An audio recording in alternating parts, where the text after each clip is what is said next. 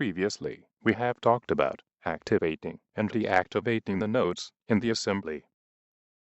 Then let's see how to deactivate the components.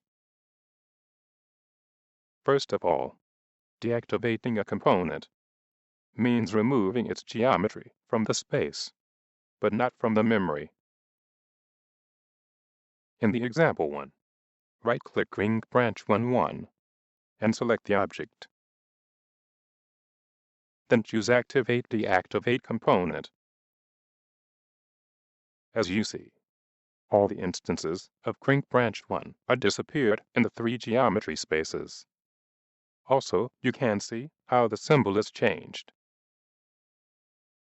As I told you before, in spite of being the component disappeared, but it is still exist in the memory. However, this situation will affect other operations, like the bill of material. Don't worry about the subject of bill of material.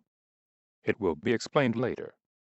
For now, let's see how it will be affected by the deactivating procedure.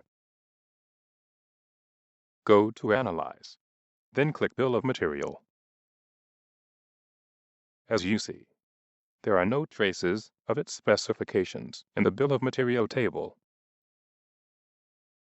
Click OK to come out of this table. Now, let's reverse the operation and activate the component. Then, right-click it and select the object. Then choose Activate Component. As you see, they back in all the spaces. Now, in the example one, right-click Subset 1 and select the object. Then choose Deactivate Component. This time, only the component of the example one is deactivated. You may wonder what is going on. In fact, deactivating a component means deleting its representation and instance. And this operation is simultaneous in all the documents that contain this element. For example, Crank Branch 1, because it is a reference document. Then this operation is shared by all the instances of this part.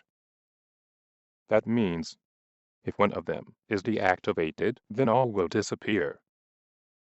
While instance set 1 is only available in the example one, and not shared with the other 2 documents.